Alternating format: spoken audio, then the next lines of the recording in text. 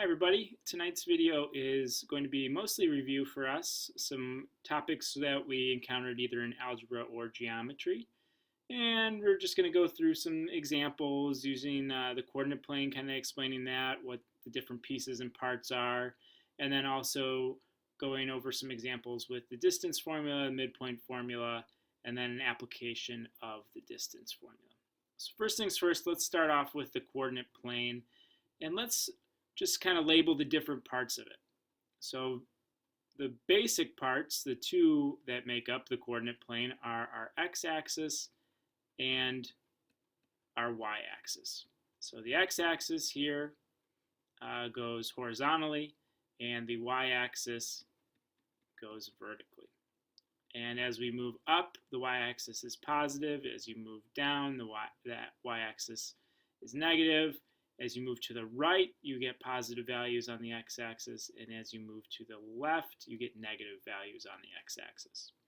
Right where they intersect is a special point called the origin. Its coordinates are 0, 0, and so it is the intersection of the x and the y-axis, so it doesn't go in either direction, positive or negative. It's simply 0, 0. Now, these two axes cut our coordinate plane into 4 quadrants. And so this region here is quadrant 1. And when we're identifying the quadrants 1, 2, 3, 4, we actually move counterclockwise. So here would be quadrant 2. Down here is quadrant 3, or quad 3 as I'm abbreviating them. And here is quadrant 4. And we use the Roman numerals to identify those different quadrants. As we label each point in the coordinate plane, it has an ordered pair associated with it. So it has an x-coordinate and a y-coordinate. So it identifies where it falls along the x-axis and where it falls along the y-axis. And if we want to think of the quadrants, there's an easy way. We can just think of the signs or the values. In quadrant 1, the x and the y will both be positive. In quadrant 2, the x value will be negative and the y value will be positive. In quadrant 3, they'll both be negative. And in quadrant 4, the x value is positive, but the y value is negative. And if I mark my axes, I can see where the x is positive, y is negative, and so on and so forth. So you should be able to identify points on a plane, should be able to ask you where that point falls or which quadrant that point falls in. You should be able to identify that. You should be able to plot points. And the other thing that you're going to be able to do is identify the distance or the midpoint between 2 points. So if we have 2 points on a plane, let's call them P sub 1 and P sub 2. Remember, points are always defined or identified, I should say, with a capital letter. You can call them 2 different letters, A and B, whatever, or you can also use subnumerals such as P sub 1 and P sub 2. So the coordinates of P sub 1 we'll call x1 and y1, and the coordinates of P sub 2 we'll call x2 and y2. And so using that generic form, or general form, we have 2 formulas here to be able to calculate the distance between these 2 points or the midpoint between those 2 points. So the distance, we'll use a lowercase script d between point P1 and P2, is the square root of the quantity x sub 2 minus x sub 1 squared plus y sub 2 minus y sub 1 squared. Okay, so we'll just be plugging in values for x sub 2, x sub 1, y sub 2, and y sub 1 to determine that distance. The midpoint formula, this is an actual point, so it has an ordered pair, and we'll call it m. The midpoint formula is x sub 1 plus x sub 2 over 2, and y sub 1 plus y sub 2 over 2. And so you're basically finding halfway between the x coordinates, halfway between the y coordinates, and that's going to give you the midpoint, which is halfway between these 2 points. So pretty simple. you're just going to be plugging in values for x sub 1, x sub 2, y sub 1, and y sub 2 for both of these, and that should be something that we already know how to do. Another interesting application of the distance formula comes from how we actually prove that it's true, and that's using Pythagorean's theorem. So we're actually going to use the distance formula to determine if 3 points together form a right triangle. So for example, let's take the triangle A, B, and C, and we'll put A at -2, 1, and we'll put B, let me switch to a smaller pen, B will be at 2, 3, and we'll put C at 3, 1. So I want to check if these 3 points, A, B, and C, if I were to connect them all, would give me a right triangle. And so I'm going to use Pythagorean's theorem. And remember, Pythagorean's theorem says that a squared plus b squared equals c squared.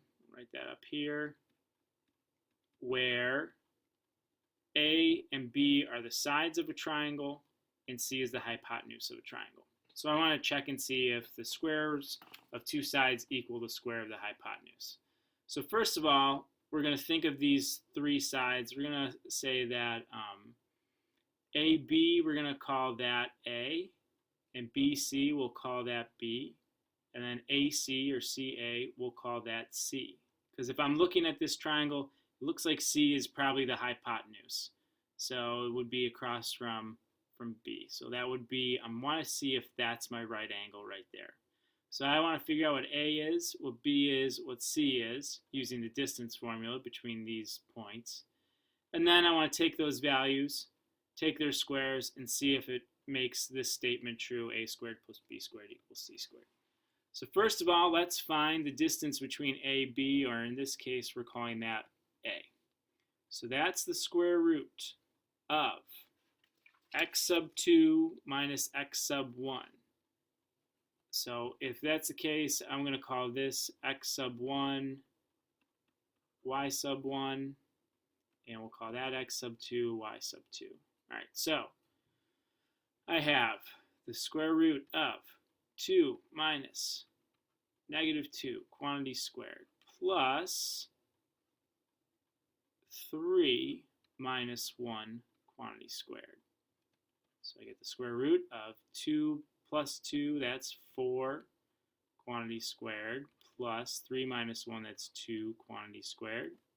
The square root of 16 plus 4, which is the square root of 20.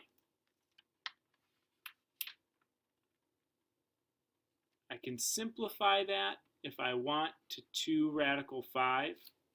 Let me show you that step actually. I don't want to just jump from there.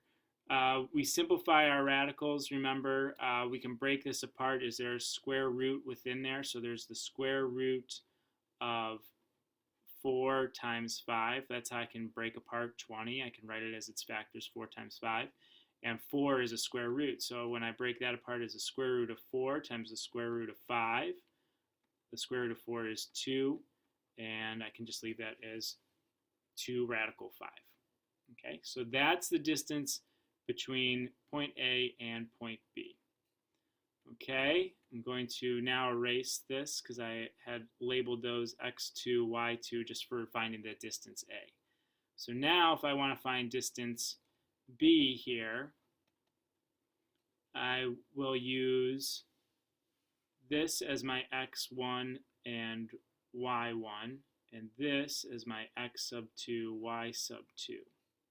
So I have the square root of 3 minus 2, quantity squared, plus 1 minus 3, quantity squared.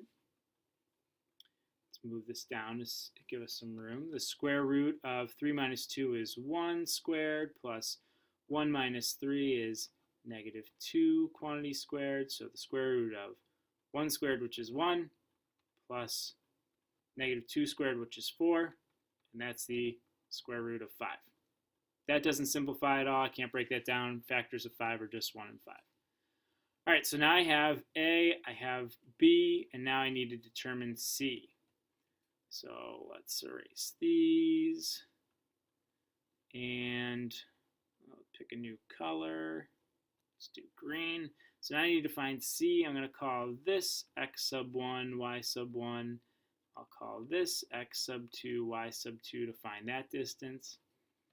And so now I have the square root of the quantity, -2 minus 3, quantity squared, plus 1 minus 1, quantity squared, equals the square root of -2 minus 3 is -5, quantity squared, plus 1 minus 1, that's 0 squared. So I have the square root of -5 squared, so the square root of 25, which is 5. So now I have my 3 distances. I have A, B, and C, and now I want to check and make sure that this forms the right triangle. So the way that I do that is I double check and see if A squared plus B squared equals C squared. So A squared is the quantity 2 radical 5 squared, plus B squared, which is the square root of 5 squared.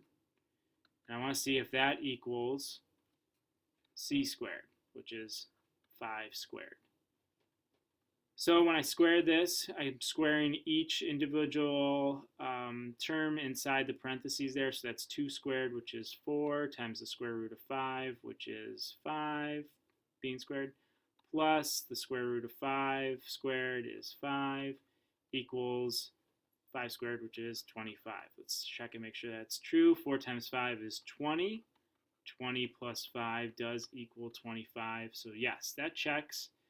And so if I look at this triangle, it does make a right triangle, A, B, and C together. It's a lot of work. It's a little involved. You got to use the distance formula 3 times to find each distance or each side of the triangle, and then check using Pythagorean's theorem. But this is just one application of the distance formula that you might use. Very helpful if you're, doing triangulation on a map or something like that. So there is some real-world application to this. But we'll do some more examples like this in class tomorrow, and hope you have a good night, and I'll see you then.